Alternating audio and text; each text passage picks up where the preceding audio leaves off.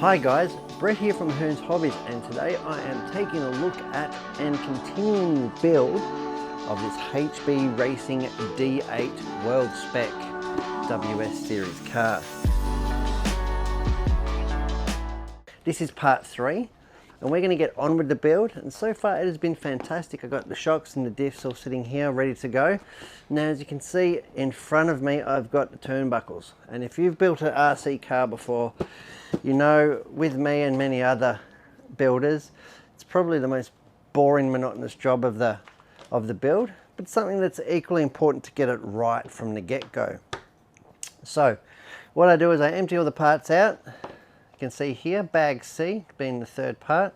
Empty all the parts out, which is the turnbuckles, rod ends and ball ends, and then I lay it out exactly how I want it to be on the car. And that's because you see some of the fittings are offset, some of the ball ends are offset, and they do in fact have a reverse thread in the turnbuckle. So one side is left-hand thread and the other side is conventional right-hand thread. That's so when it's done up in the car, you can just go forward or backwards, whatever it may be, to open and close your turnbuckle.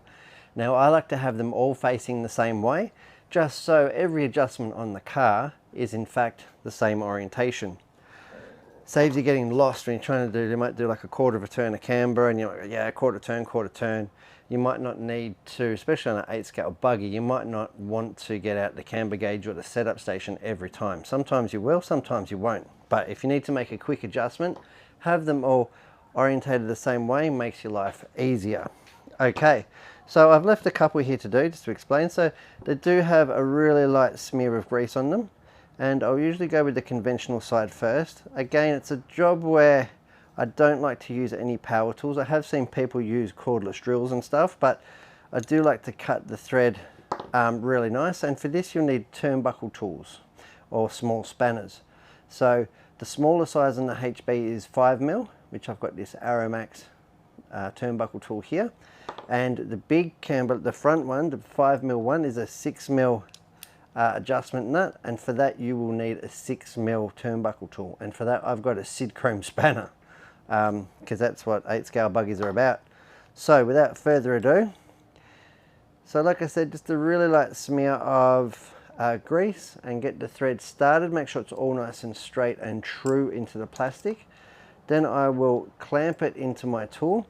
Again, you don't want to wind Allen keys and sharp tools into the ball end because you can stretch and deform it, but hold it by the flat of the tool itself and then just wind it in. The measurements in the book will give you a good starting point, but they'll never be 100% accurate to probably where you want your setup to be. So it's a matter of just winding it in. It's really hard to rush this step. I usually over adjust it if I can. If you know what I mean, go further than I need to, then back it off. So in this case, the picture's showing that there's like one thread remaining, so I'll go all the way and then I'm just going to go back a turn, like so. Beautiful, that's that side done. And I know this one here is going to be left-hand thread or reverse direction, so it feels a little bit alien to wind it on. Like I said, another one there with an offset ball cup, and also different ball ends that go into the plastics. So it's good just to keep it all together, get it started. And again, I'll hold the plastic and continue to wind it in. Of course, this one being reverse direction feels a little bit alien, but yeah, winding it in to the left. Like I said, tighten up all the way. Then I'll undo it one turn.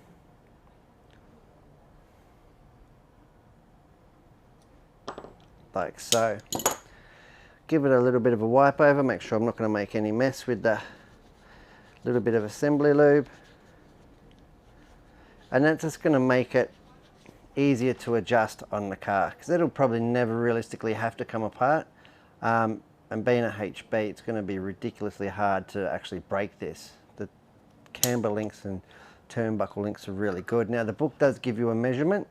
For here it's 29.8 mil. So I'm going to set my calipers. It's going to call it 30, like I said, because it will get a final setup. 30 mil will be a good setup, good starting point. And I'm just going to try and get the same left to right. And straight off the bat, perfect. So all the way in one turn, and that's 30 mil. Now pay close attention to which way that the plastics are going to be orientated, as far as always put your ball ends through from the shinier side of the mold if you can. It'll fit better. Got your pliers and clamp them in like so. Nice little positive pop. And these are machined aluminium, CNC aluminium, hard anodized. Really, really top quality. You wouldn't expect anything less from HB Racing.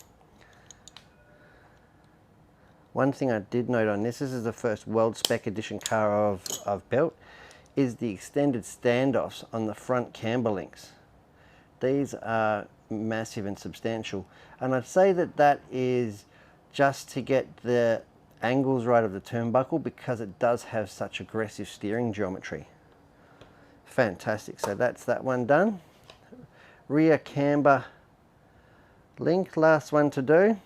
And again, just the same way, start winding it up.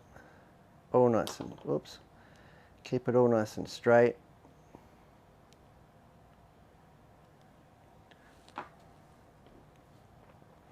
And just wind it on in.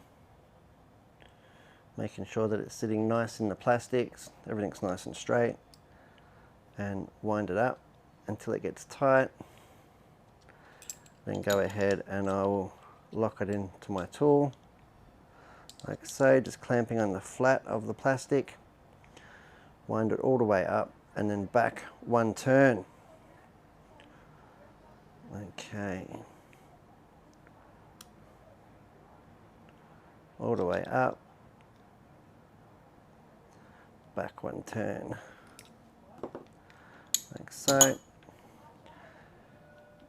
To the other side. Get it started. And the HB plastics are so resilient and robust. Really good. And the alloy balls are amazing. Oops, so sorry, reverse thread, too busy talking. First thread, so wind it up.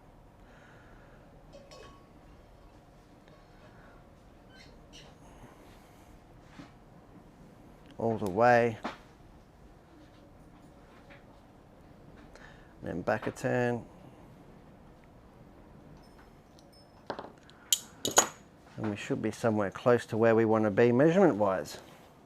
Like I said, we will put it on the setup station. Needs to go back half a turn on this side.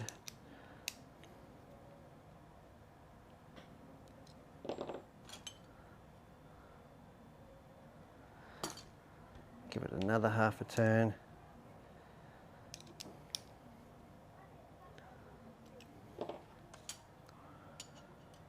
Perfect. Got our measurement. So when it's done, we will in fact put it into the setup station. All right, so I like to set it as it's going to be on the car. Put this one in this end. These multifunction tools make it fantastic. Pop it in.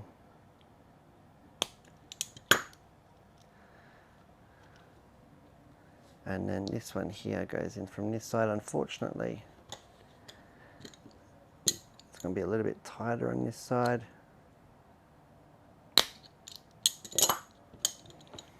A little bit, popped it too far.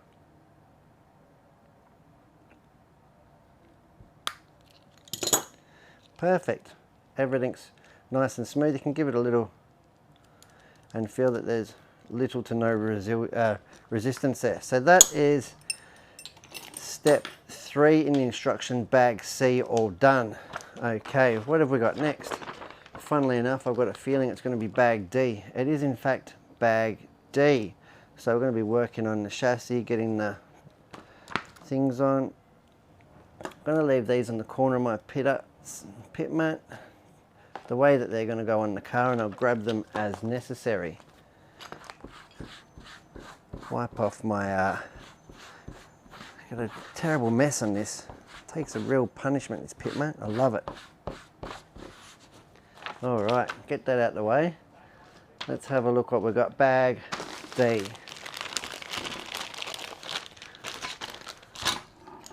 Nice big chassis here, 7075 machined, hard anodized from HB. You wouldn't expect anything less from this premium buggy. Now this chassis is all new over the outgoing model, the D8 RS. So it's all new machining. It's got plenty of meat on it. Beautiful. That's something about HB, the machining is absolutely bespoke. Now hard anodizing is such good quality. All the routing. Make sure you're not carrying any extra weight and getting the motor as low as possible. Okay. Chassis and bulkhead mount with some screws in it.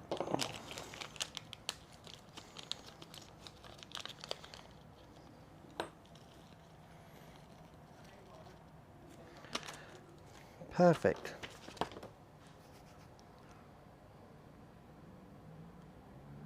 Can go ahead and put that in now actually. So that one here, it's a bulkhead plate that goes under the rear diff. The center diff. Like so. We'll get that in and started. Before we go any further,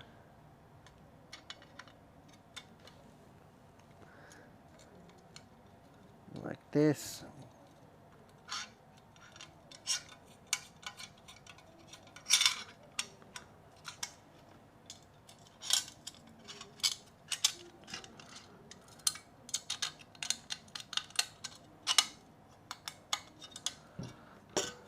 It's my 2mm 9-steps driver here.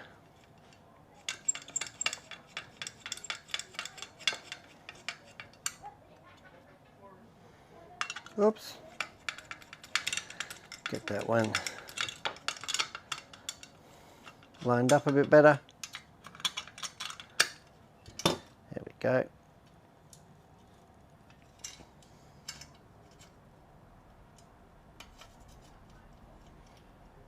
This is going to keep the chassis nice and taut, that's for sure. 5.5mm driver.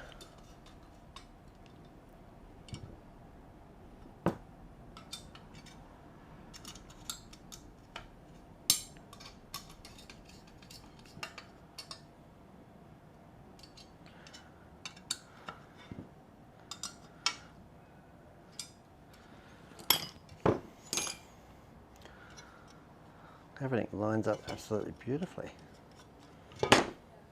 Okay, got the bracket in.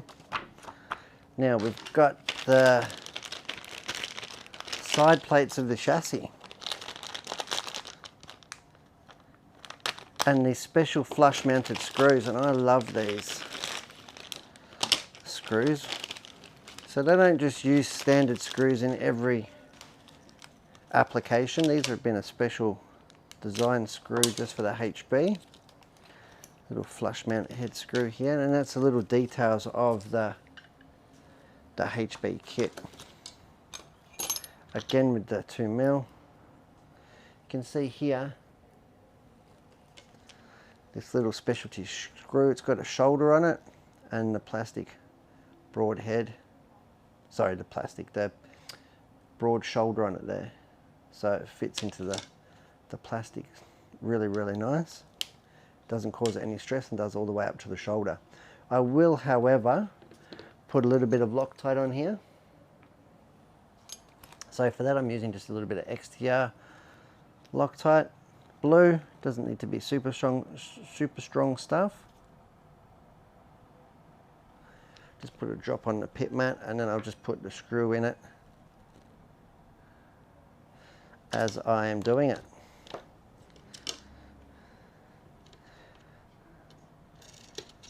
Like so. Get these ones done up. It's important not to do these ones up tight until they're all in and lined up,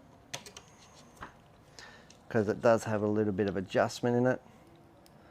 Now when you are working on your chassis, it's important to work on a flat surface to make sure that you're doing everything up nice and flat, so it doesn't have tweak or a bowing it effectively.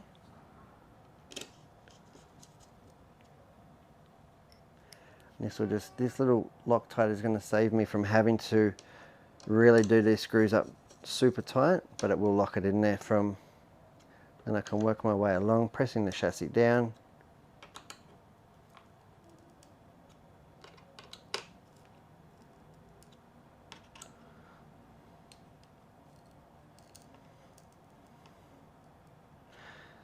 Work my way back along.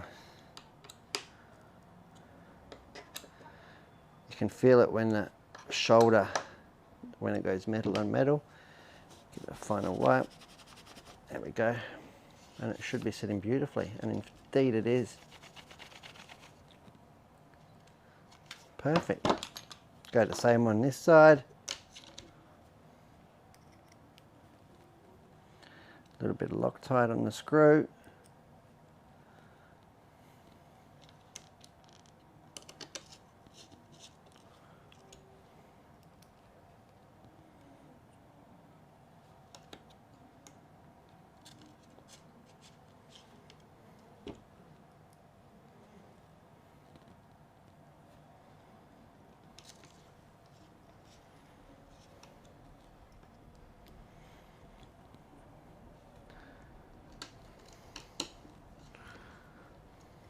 Like I said, just having a small little pool of Loctite on your pit mat will mean that you can come back to it later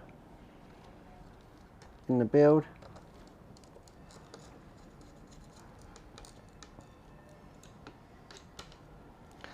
There you go. Make sure the chassis is nice and flat.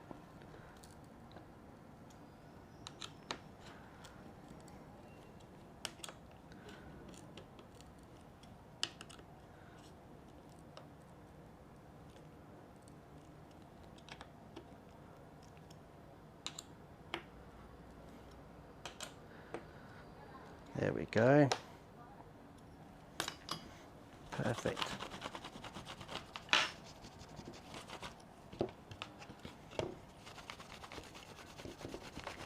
There we go, look at that. The chassis is starting to take shape. I'll double check these ones. Nice and tight. Beautiful. That is bag D. On to bag E next. What have we got here? Looks like we've got a bulkhead and rear brake or disc brake assembly. Let me get into the box of goodies. Bag E. Where are you, bag E?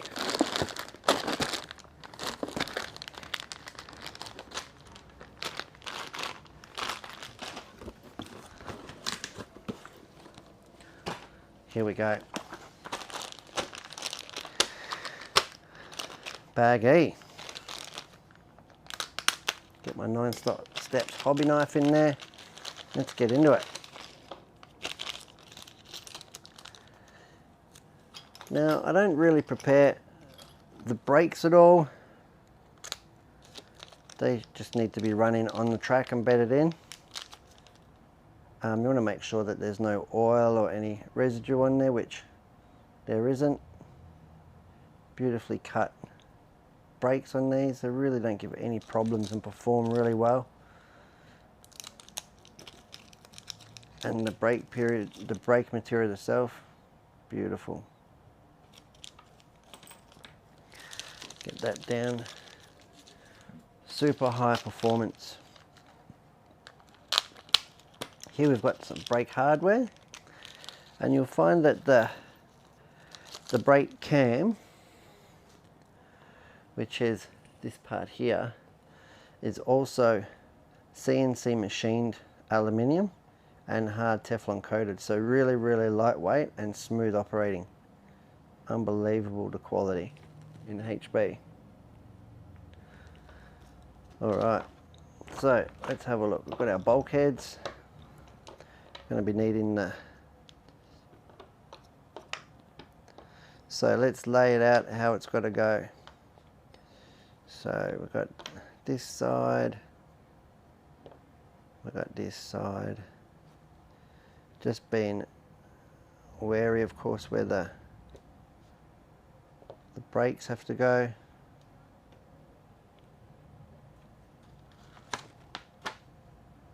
We can offer this one straight up. The center diff unit.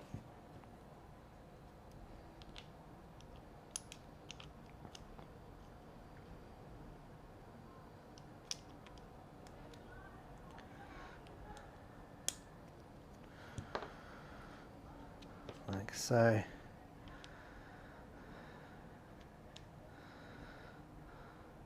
Now I really like this bulkhead here. It's plastic and there's no need for alloy or anything. It's really good at dampening vibrations. So in the lid here we'll put the cam in from the bottom, and we can go ahead and put the screw and the arm in.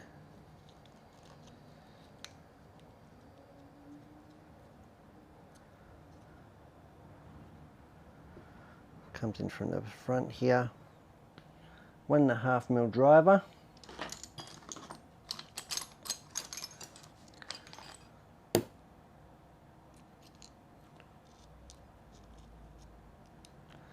Just making sure everything's lined up. Again, you don't need power tools for any of these steps.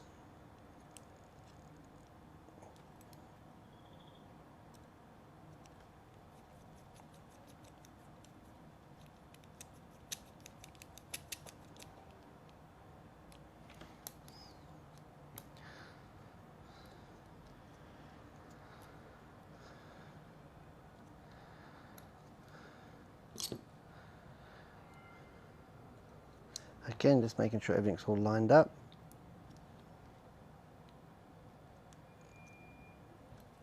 Must have moved.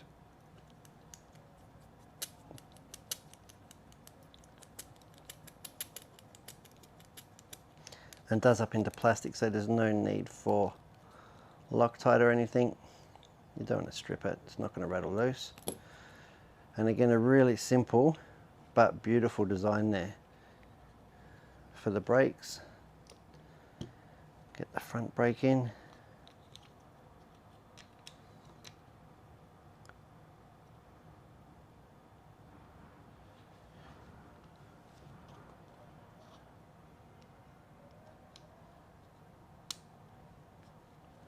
Get it all lined up.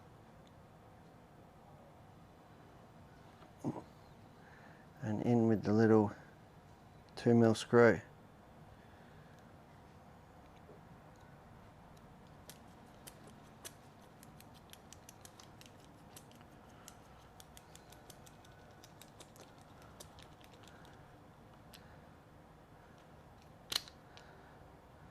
There we go.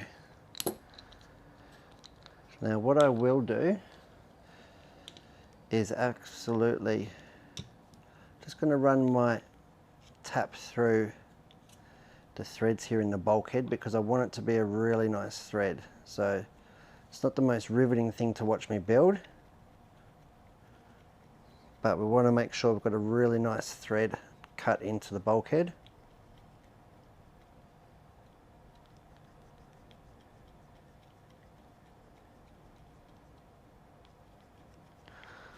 Like so.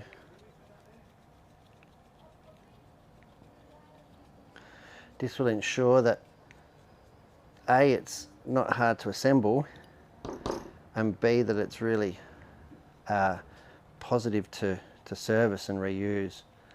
because a lot of people will use a power tool here, and being an M3 thread will absolutely just strip it over time. Do it in a rush, taking the center diff out or servicing the brakes. But if you make it easy to work on, you won't need power tools anyway.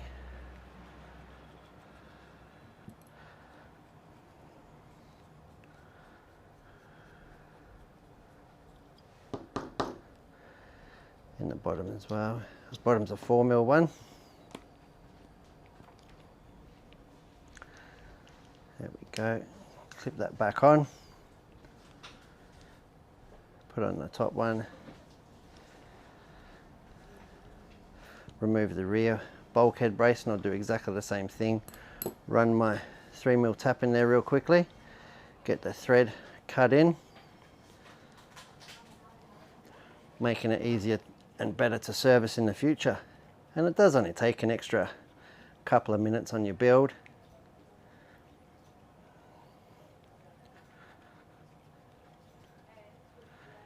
This doesn't make very entertaining viewing, that's all.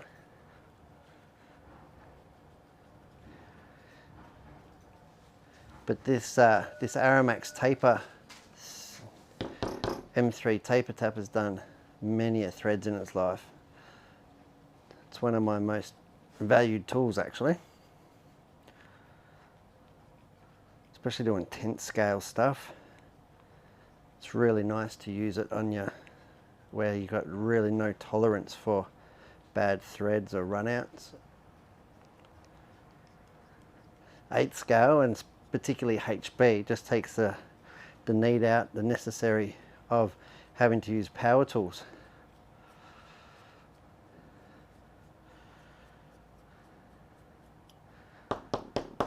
Okay,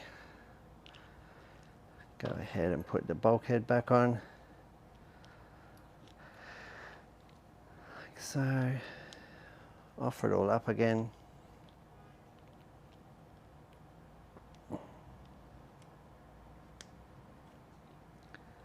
Beautiful, got it sitting nice. We'll get the top cover on.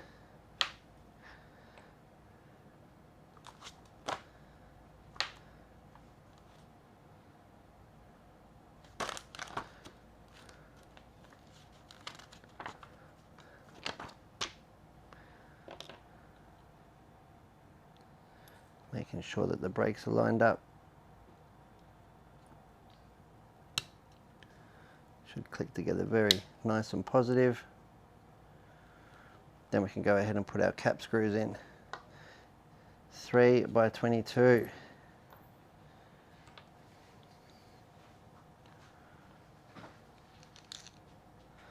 And these ones now that I've cut the thread should go in really nicely. Got my 2.5mm driver here. You can see that because I've cut the thread, it's just so easy to get in, and I can tell exactly where it's, when it's getting tight and pulling up.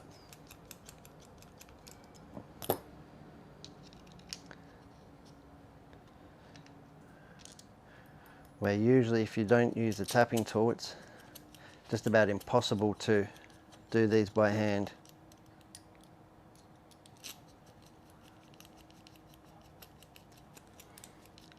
Go.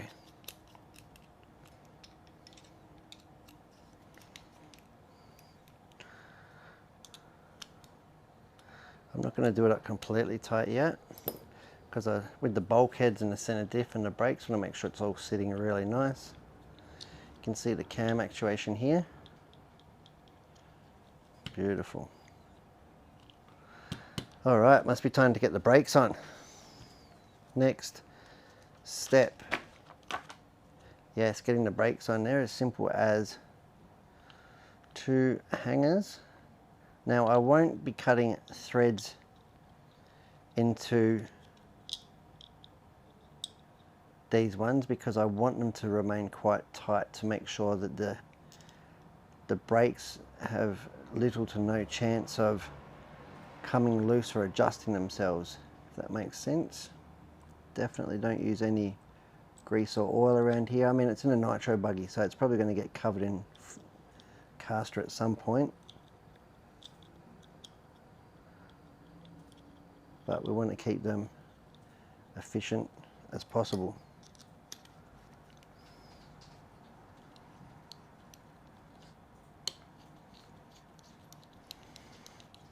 Again, just get them started. Main thing with the brakes is to make sure it's all pulling up nice and even and true.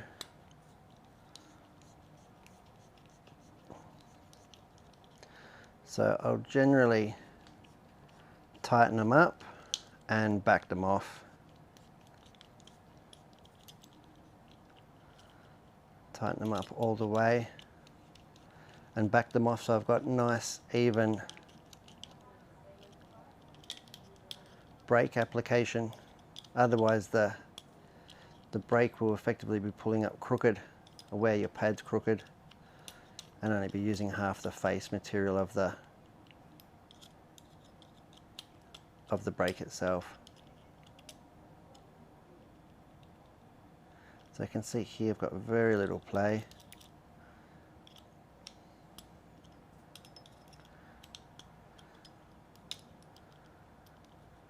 I can feel now that it's just starting to grab,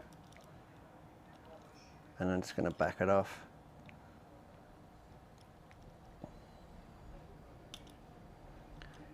Eighth of a turn here, eighth of a turn here. Perfect.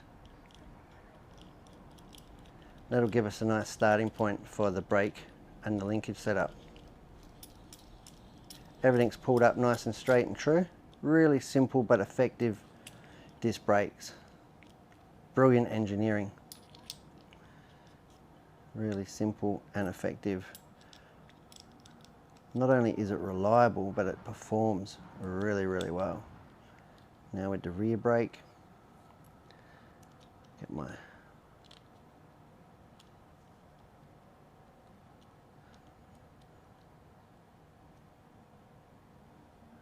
screw in there.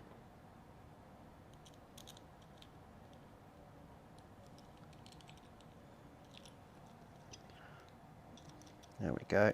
Get it all nice and started, and pull down the shoe guides.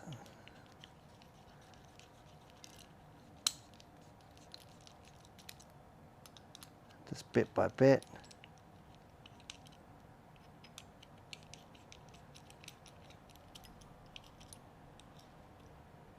Just checking it as I go.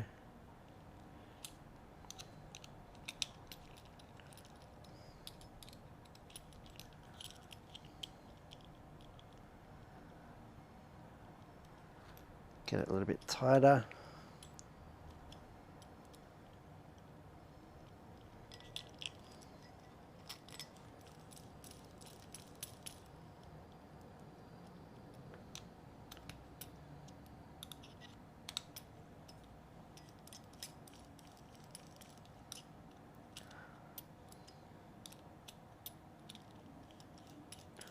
Okay, we're just starting to tighten up now.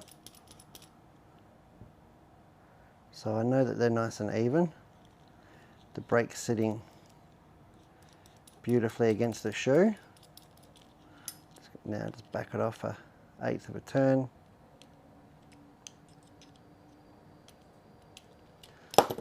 And there we go. A beautiful running center diff and brake assembly. And the brakes will have more adjustment on the linkage and the servo later to get your brake biased and everything. But at least we know now that we've got a good starting point. I still know that these cap screws aren't 100% tight, but I want to get it pulled into the chassis first before we go any further. Drop the center diff in.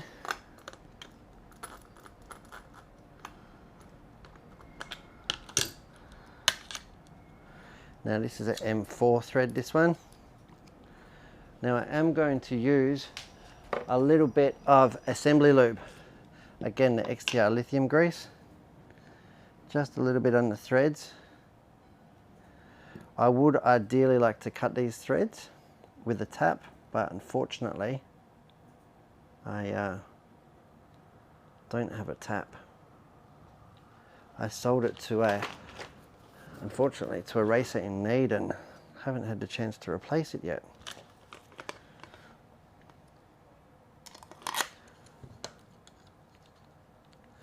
So these ones here, I just want to make sure that I'm pulling up nice and even. We'll get them all started. And this is as hard as the threads get, and even then with a little bit of assembly lube, should be okay.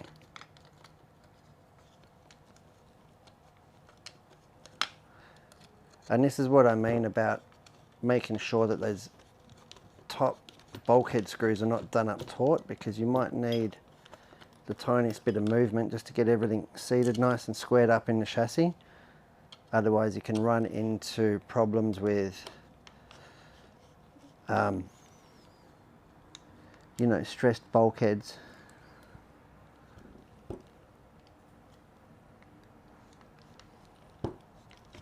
Yeah, everything's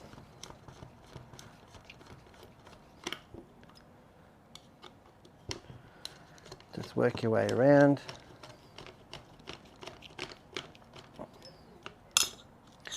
Just pulling it down nice and evenly. Start the last one. And you can feel with these plastics that there's a lot of graphite or glass in there. It's really, really a stiff composite plastic, which is really nice to work with.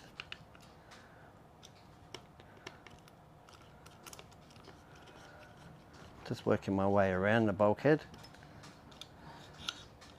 getting it all to pull down nice and straight.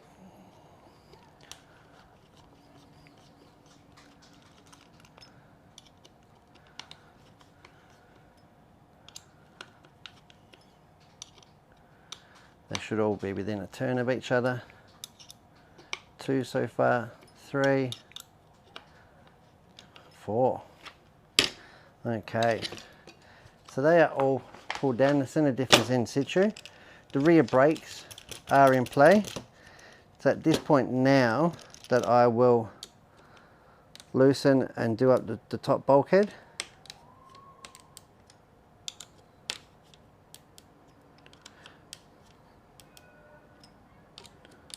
Again, it's only a 3mm screw. It's actually the dowel that holds it together, so you just need it tight enough not to rattle apart.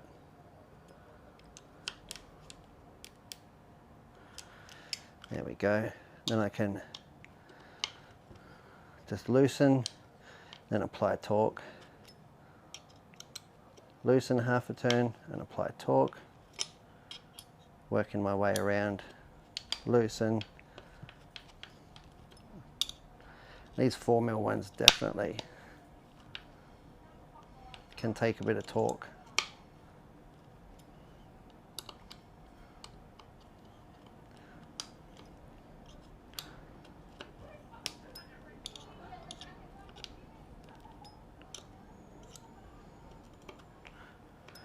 Now that should move really nicely, as it does. Really nice and free. There's no binding. There's no like lump or waves or run out in that. There's no clearance on the chassis. And both brakes have about the same movement. This one here is just a little bit, this can just be a little bit tighter here. There we go. And I'm just looking at that movement. If we get in from the top here, you can see here that it's just got the tiniest bit of, there we go. Like I said, it will be adjusted and run in, but you want to get it essentially all nice and square from the get-go. Okay, so that is C, D and E done. Let's get on to bag F. What have we got now? Now we're getting into the big stuff. Here we have some arms. Looks like front arms. So, bag F. Let's see what we can do in part 3.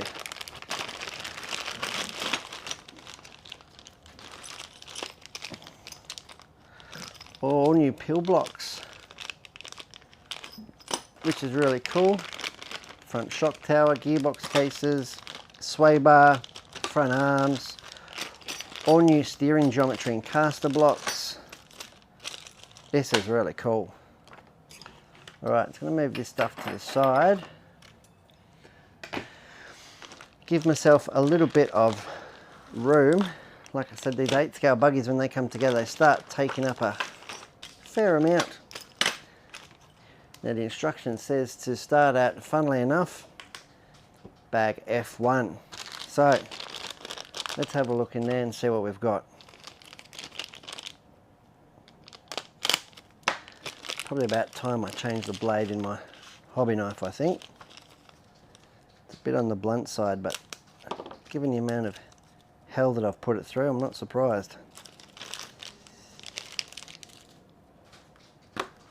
Okay. So I like to lay it down as it is in the instructions, and we'll get our droop screws in. Now these are all new as well for the World Spec, which is really cool.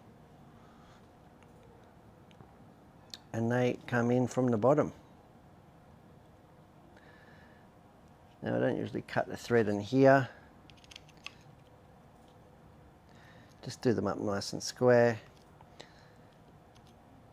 Some people don't use droop screws in their 8 scale buggies, they use the shocks themselves. After spending my time in 10th scale on-road, sort of your droop screws is your biggest setting. It's one of your biggest adjustments on the car you do to change balance. So I'm really comfortable with not only using them, but I probably use them an awful lot. And I check the car pretty much every run, every heat when it goes out. Put it on the droop blocks just to ensure that all the suspension travel is equal. And in fact, change the balance of the car front to rear. So if your rear tyres are starting to wear, or the track conditions are slightly worsening and you're finding the car's hooking on corner entry, just as you're about to get back on the power, one of the really quick, simple ways to overcome that is just to take a little bit of rear droop away. In 10th scale touring cars, we do it sort of to the 10th of a millimetre.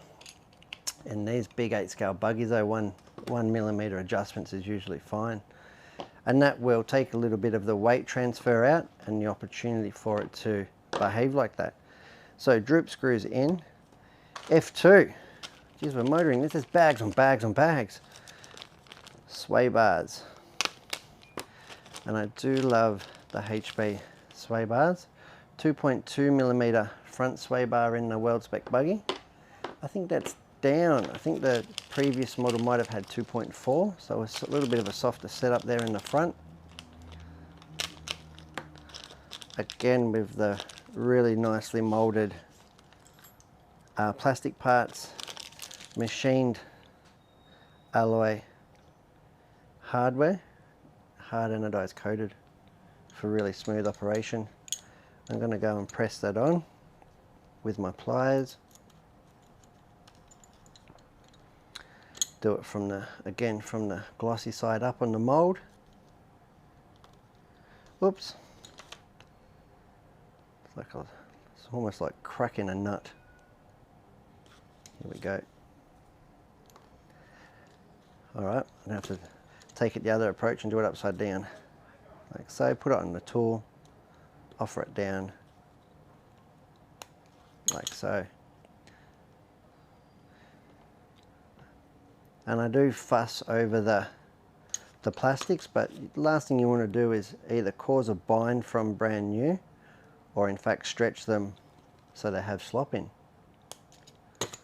So the right tools will make your life easy to assemble, and also make sure you're getting the maximum performance and durability from your build. The bottom balls.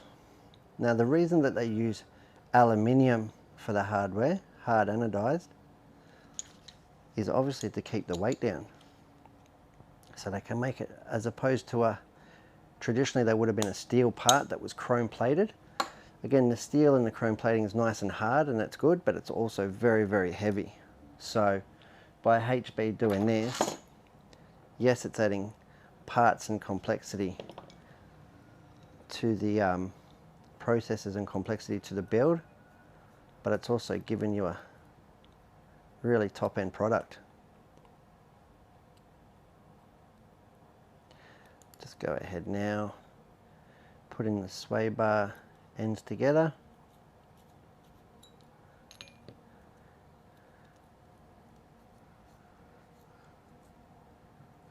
And I'm not going to tighten the sway bar up yet because I don't know exactly how it's going to sit, but I am going to do it just to make sure that the ball is flush with the sway bar, because where the ball end sits on the sway bar also acts as a leverage point.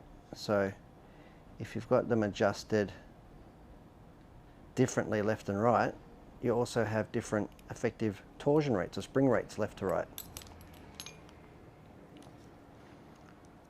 So if you've ever noticed a car that steers better one way left than another, it can often be simple things like sway bar that's bent or out of tweak or not probably assembled maybe as well as it could have been. But we'll check that at final assembly and setup, but it's always good to get it all squared up from the get-go. And it can be a tuning option as well. Instead of changing and swapping the whole sway bar out, you might just want a little thing. You might just move it up 2mm on the sway bar to give it that little bit extra stiffness. As long as you move left and right evenly, you have in fact changed it. Alright, now we have the gearbox cases. So we are on to F3. F3, here we go. And this can take a little bit of work because we do in fact have to start considering gear mesh and that sort of stuff.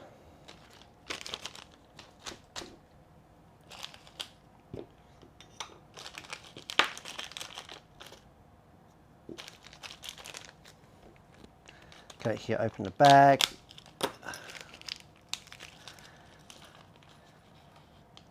Again, all nice quality fasteners and fittings. Beautiful drive shafts, 85mm on the front drive shaft there, the front dog bone. The bearing retainer, so the bearing sits in an alloy sleeve that goes into the big gearbox casing, and they do that to remove heat. It's really, really good. We've got our clips and we've got our pinion shims, 3 of them. Top quality bearings.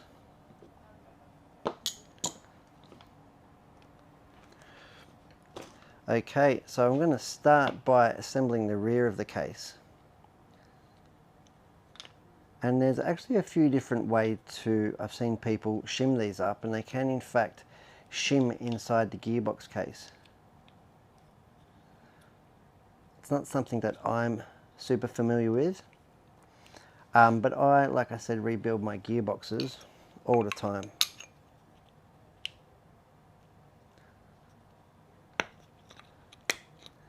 Really nice fitting. Again, hard anodized aluminium bush into the gearbox case, into a, what is it, a 16x5 bearing.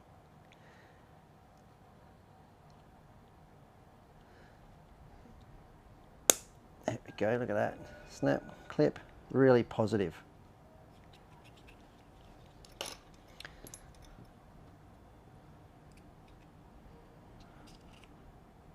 Now this buggy is going to be used in extremely hot conditions. So what I'm actually going to do is I'm going to leave one of the pinion shims out at initial assembly. So this is how we space up the pinion.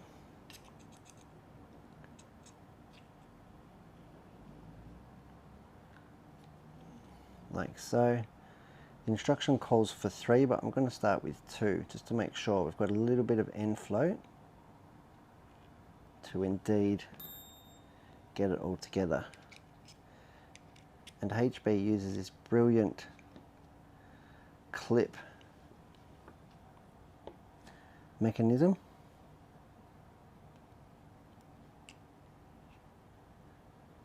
To get everything retained and nice. Line that up, put the clip in.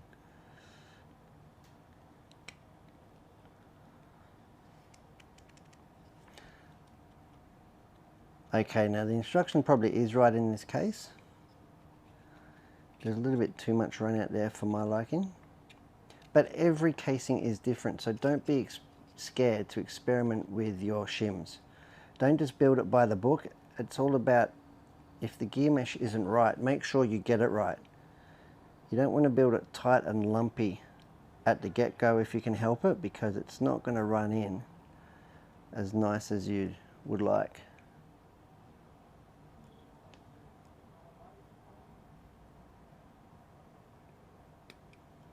The pin's in, and I'm looking there, it's got about 2 thou run out, which is what I like.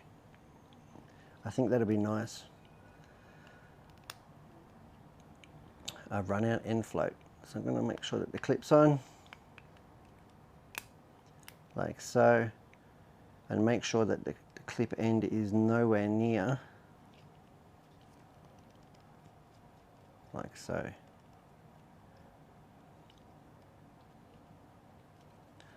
Okay, that is the pinion inside the gearbox. Now we've got to offer the diff up. Okay, so for that I've got my front diff here. Go ahead and put that up, and I've got my gearbox shims.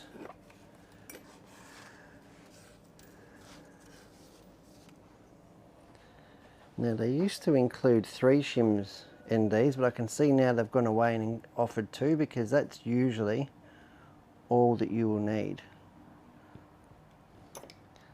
So I'm going to start with 1 on each side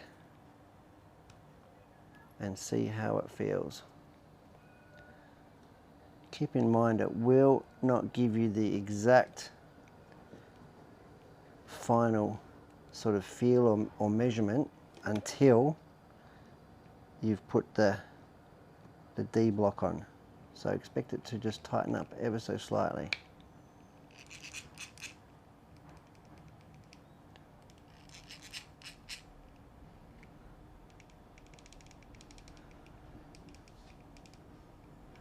Okay, so it's all nice, sitting very nice.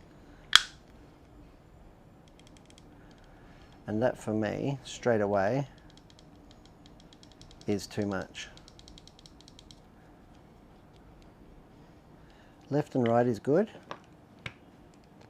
So I'm going to put both of them on the crown wheel side and put the diff back in.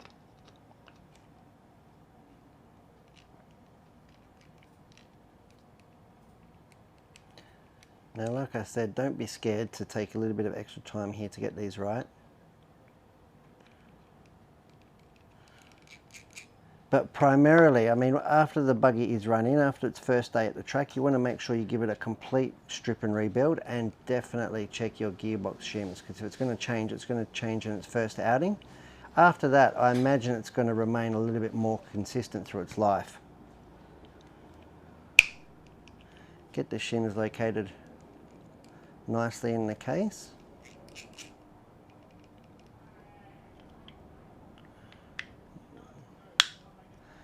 Look at it all click together. Yep. Now that to me is a little bit on the loose side, but I know from HB that that is actually going to tighten up a little bit when the final settings go on. So I'm really happy with that. So we'll go ahead now, we'll put some case screws on, and we'll call this front gearbox done for the moment. Let's hope it stays like that till all the cases are on.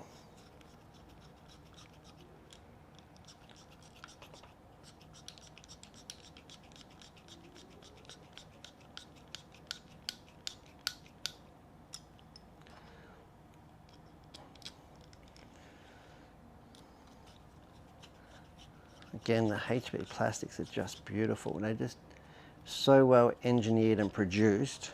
The way that these gearbox cases snap together. People criticise the HB for not having quick release diffs, but their reliability and their gear mesh is unsurpassed in the Buggy. See, even already that has tightened up a little bit. Now I'm just making sure that the case is going down nice and smooth. Okay, we can go ahead now and put our shock tower on and body mount onto the body like so. What screw have we got here? This one here. And the body mount's more of a guide. Most people who race, probably not nitro so much, but they definitely in electric use a lot of Velcro on the body. Just keeps it nice and secure.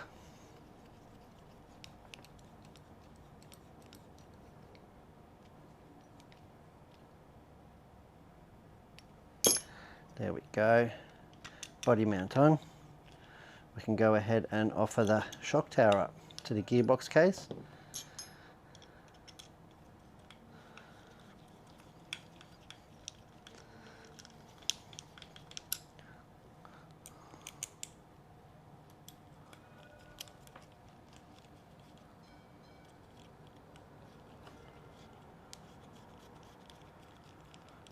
Doing it all up nice and evenly, get it to sit nice, making sure that everything's got clearance as we go around.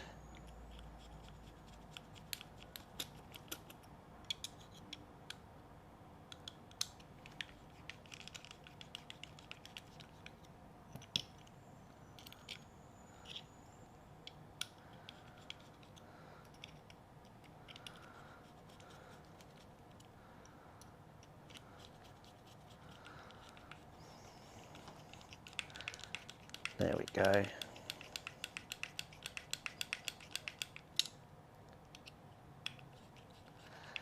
Again, not just doing any one screw up, but working my way around the face, making sure the shock tower pulls down nice and evenly.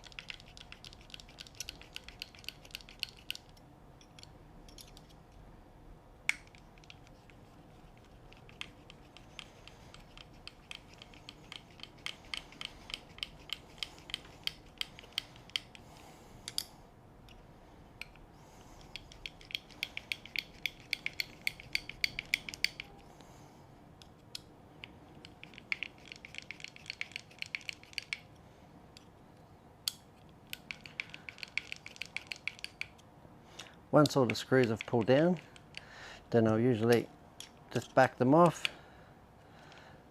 and then torque them up. Back it off, making sure I can get them all nice and even.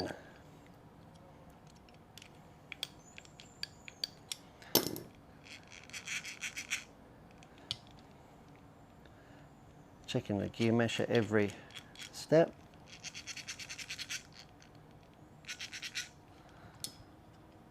Now I will put a little bit of grease in that gearbox, but not until it gets offered up to the chassis, which is about 2 steps away. So this situation now is building the new A and B blocks.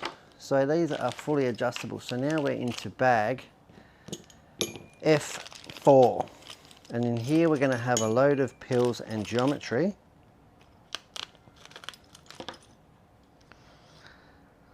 Got my rear gearbox shims here. Keep that to the side for when I do the rear gearbox.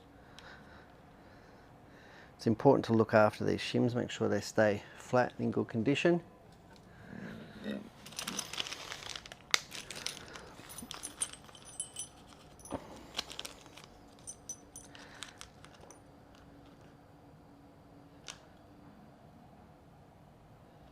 Okay, so what I'd like to do is get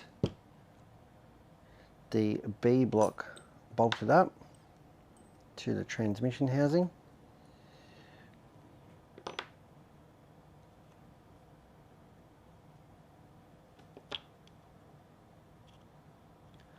And this is all new on the World Spec, because the B block didn't traditionally have pills in it.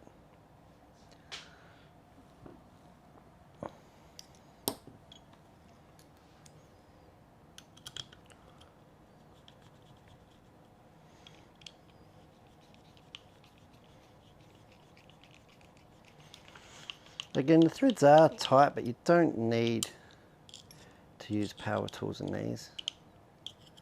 I really do like the tactile feel you get from doing it by hand.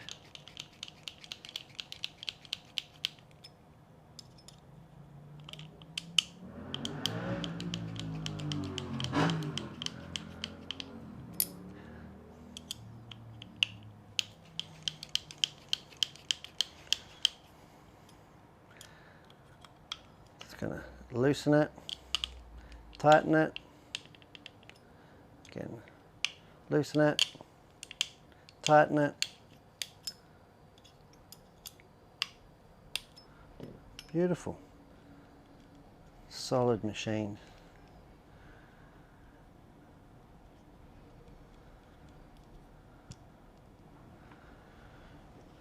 Okay, get the A block on. That part is unchanged. Now that uses a long screw, 3.5mm thread by 42. I'm just going to put a little bit of assembly lube on that,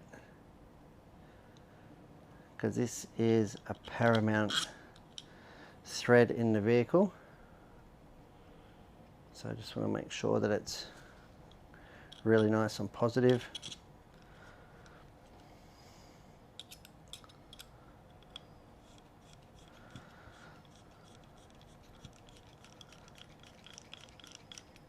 Always cuts a nicer thread with a little bit of assembly lube.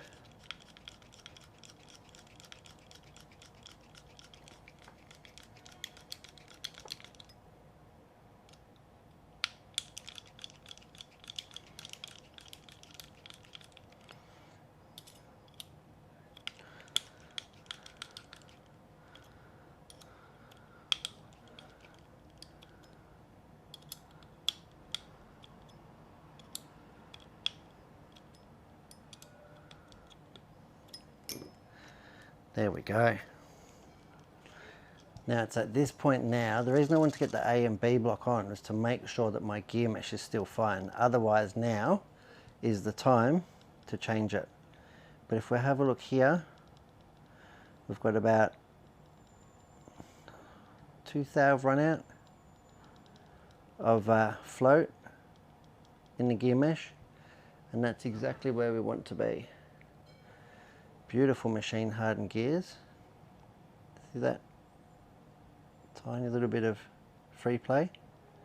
That's what we want, because as everything heats up, those gears are going to get tighter. Nice and smooth, there's no clunking, there's no tight spots. Like I said, it's going to run in beautifully. That front gearbox is really, really nice. Okay, really happy with that. So, next step I'm going to do is actually polish the hinge pins.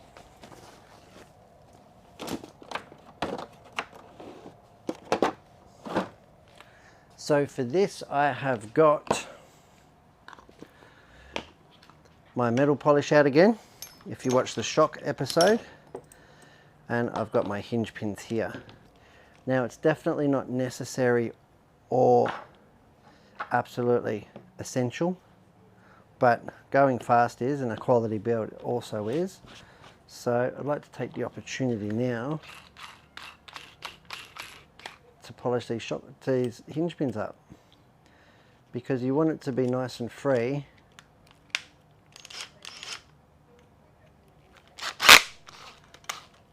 Nice and free in the plastic. So what that doesn't look, that is anodized, so, well, that is hardened, it's hardened steel, so it won't rust or corrode, but this is a race car that's going to perform at the highest level, hopefully. So we want it to be as fast and as smooth as possible. So we're just going to put a little bit of metal rust on there. Metal rust, metal polish.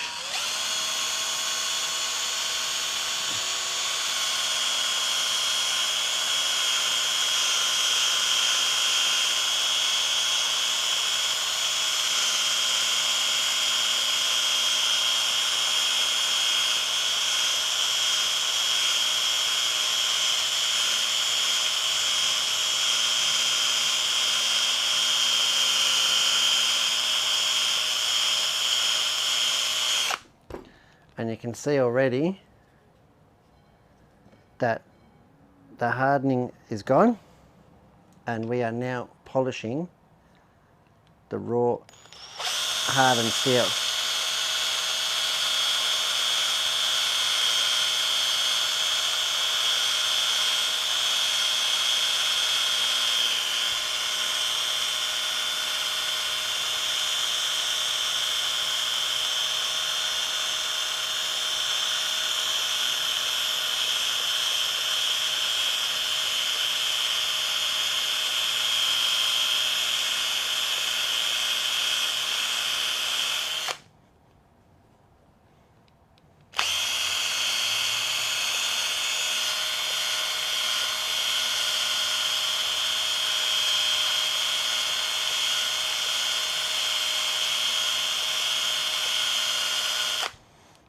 And you can see the difference.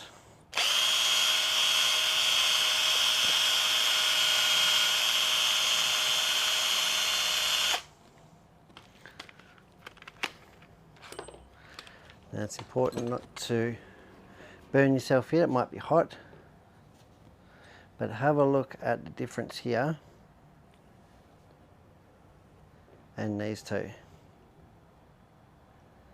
So that one there is chrome polished, and that is the steel. So that is a really high luster, nice gloss finish on the steel, and this one here, and that's going to glide in the arm pivot and the suspension bushes with much less resistance than the unpolished one.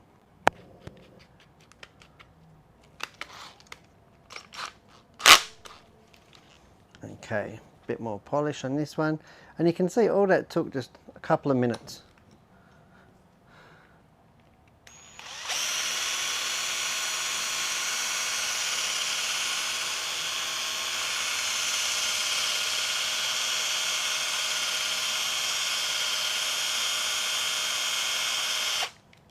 Let me put it in the drill better.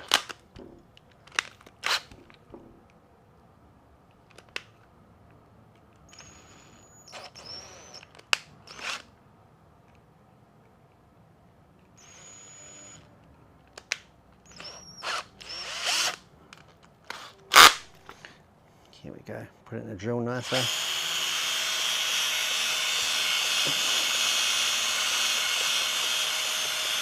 Just a quick bit of auto sol, nice cotton rag.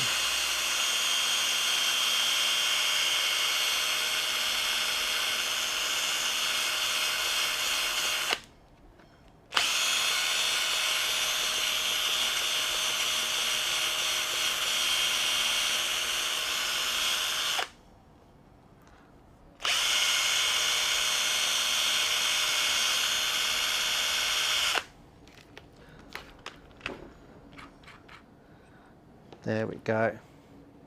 Like I said, just be careful if you have been polishing it not to burn yourself. This one here will be cooled down by now. Give it a wipe over, make sure there's no polishing compound left.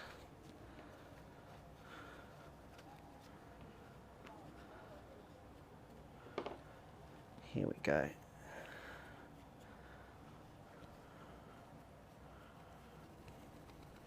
It is beautiful. It's a beautiful thing.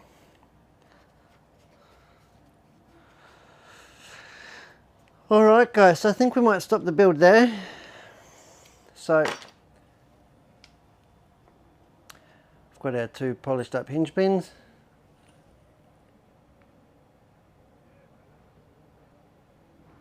As you can see, we have in fact got our gearbox built. Front gearbox has got to go in, A and B blocks are on, it's all shimmed up ready to go.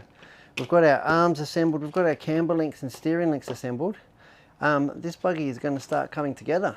So next episode, next part of the build, we'll look at obviously connecting the suspension arms and obviously sorting out all the pill blocks. Then we'll put the front clip, the front gearbox and arms onto the chassis, and we can start at that point dealing the caster blocks and the steering blocks on this bad boy. That is fantastic. Okay guys, well I am Brett from Hearns Hobbies, and thanks for watching me build part 3 of this HB Racing D8 World Spec racing buggy. I'm Brett from Hearns, and thanks for watching.